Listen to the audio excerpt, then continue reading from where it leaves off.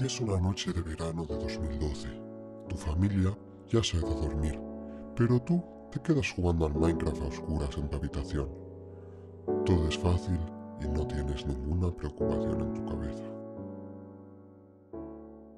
Bienvenidos un día más a vuestro psiquiátrico favorito. El día de hoy vamos a estar hablando de la nostalgia en los videojuegos y vamos a hacer un repaso a todos aquellos juegos que marcaron nuestra infancia y que el simple hecho de volverlos a jugar o escuchar su banda sonora nos teletransporta al pasado. Eso sí, antes de nada he visto que el 60% de las personas o más que ven mis vídeos no están suscritos al canal, así que por favor, si te gusta mi contenido, te invito a suscribirte. Ya estamos a punto de ser 1000 personas y con 1000 personas podemos conseguir hacer un ataque terrorista de una buena magnitud, así que por favor suscríbete. ¿Os acordáis de esa etapa al inicio de los 2000 donde Pokémon aún era algo que tenía esencia y era original, donde te pasabas todas las tardes jugando a tazos y cromos con tus amigos, donde llegar a casa después de una larga jornada en la escuela era nada más que ponerte a ver tu serie favorita en la tele sin ninguna preocupación más, donde las consolas transparentes y con diseños extravagantes gobernaban el mundo? No sé si os acordáis de la puta Game Boy Advance que llevaba un puto tribal. ¿Os imagináis a Nintendo invirtiendo su tiempo a día de hoy en hacer un diseño tal que así en lugar de invertir todo su tiempo en denunciar a un niño peruano que se llama Mario?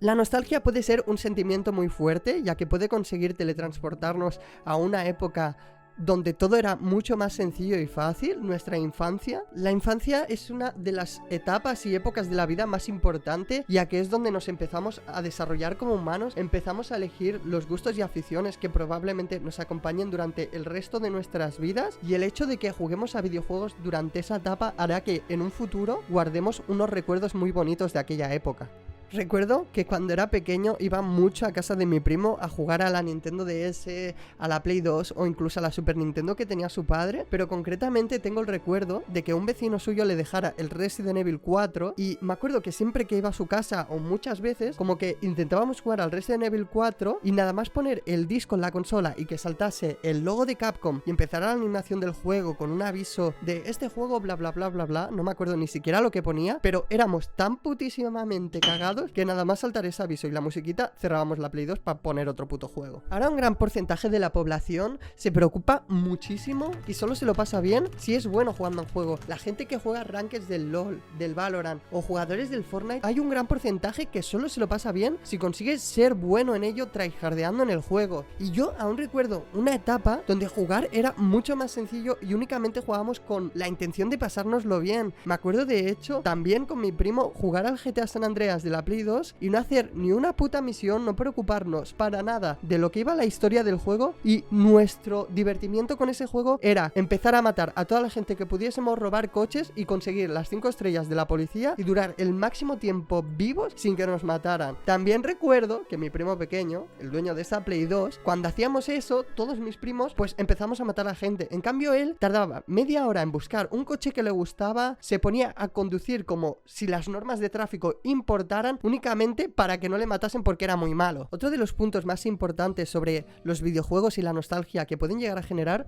son todas esas personas que hemos conocido en el proceso de jugar a videojuegos. Recuerda una etapa donde quizás no conseguía congeniar con mucha gente de clase, sí, tenía amigos, pero lo típico de conseguir a alguien que se parezca mucho a ti y compartas muchas aficiones con él, y en cambio, poniéndome a jugar a un juego online, conseguir a un amigo de la otra punta del mundo y tener 1000 gustos y similitudes entre los dos. Mamá, te prometo que el niño guatemalteco con el que estoy jugando a Transit del Black Ops 2 no es un asesino en serie de 50 años. ¿Por qué ya no disfrutamos los videojuegos como lo hacíamos antes? Pues principalmente esto se debe a que todos esos recuerdos nostálgicos que tenemos sobre videojuegos son de nuestra infancia, de cuando aún éramos unos enanos que nuestra única preocupación era conseguir el último cromo de Charizard y aprendernos que era el ciclo del agua para el examen de naturales. Y ahora probablemente estás entrando a la etapa de la adultez o ya te has convertido en un joven adulto y tienes muchas más preocupaciones en tu vida y tienes que romperte la cabeza para conseguir un rato libre en el que poder jugar a videojuegos, y en ese rato en el que estás jugando a videojuegos tienes tantas preocupaciones en la cabeza que no puedes permitirte relajarte y disfrutarte tanto como lo hacías en el pasado.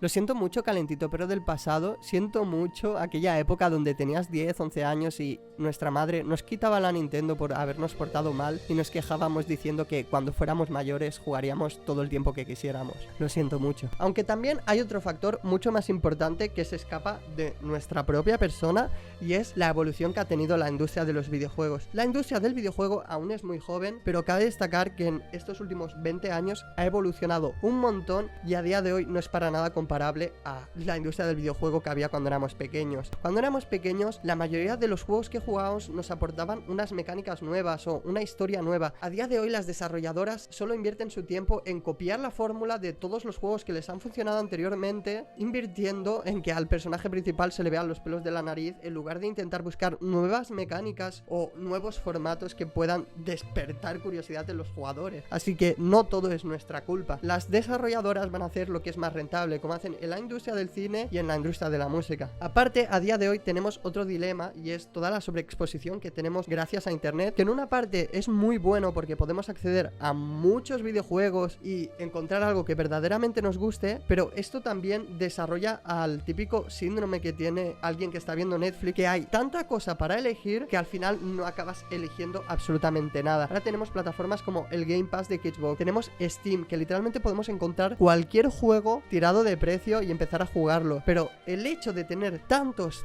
juegos y saber tanto sobre todos nos hace que la elección sea muy difícil. Aún recuerdo cuando era pequeño que literalmente tus padres te compraban unos cuantos juegos al año como mucho, y si ese juego era un puto mierdón, te ibas a tener que comer ese puto juego que era un mierdón durante unas semanas, un mes o un par de meses, o si no lo vendías de segunda mano y te comprabas otro, pero había ese puto riesgo. Me acuerdo de una tarde estar en casa de mi abuela y que llegase mi primo de la tienda de videojuegos. Sí, no tengo hermanos, la mayoría de anécdotas de mi vida y de mi infancia son junto a mis primos. Volviendo al tema, volvió mi primo de la tienda de videojuegos del pueblo súper entusiasmado explicándome que habían puesto una caja con juegos de Play 2 y de la DS a 5 euros. Y en ese momento se me iluminaron los ojos hasta que mi primo sacó de una bolsa un juego de Play 2 que se llamaba Don Quijote, que trataba de Don Quijote.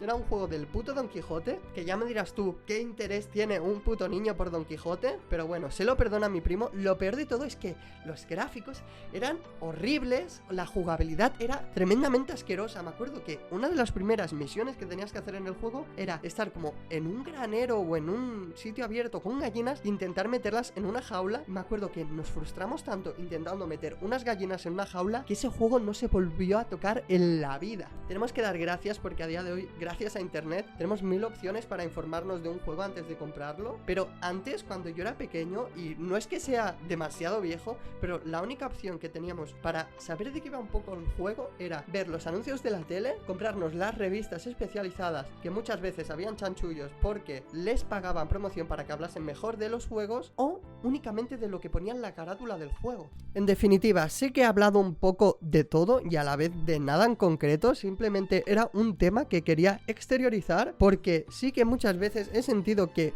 no he disfrutado los videojuegos como antes y me he frustrado. En definitiva, la nostalgia por los videojuegos es uno de los sentimientos más bonitos que podemos tener recordando nuestra infancia, pero sin embargo esto no implica que no vayamos a poder disfrutar los videojuegos nunca más. Simplemente tenemos que encontrar un equilibrio entre nuestras obligaciones de la vida adulta y nuestros pasatiempos, como en este caso los videojuegos. Guardemos ese sentimiento tan bonito de nostalgia que nos provocan los juegos antiguos, pero mantengámonos abiertos a descubrir nuevas experiencias y nuevos mundos en los videojuegos. Y sobre todo, deja el puto LOL, que ya tienes una edad para salir a la calle y echarte novia o novio. Y como ya he dicho al principio, recuerda suscribirte si te ha gustado, ya que el 60% de la gente que ve mis vídeos no está suscrita. Recordemos que si llegamos a los 1000 suscriptores ya podremos realizar un pequeño ataque terrorista, así que si te ha gustado, dale a like. Nos vemos.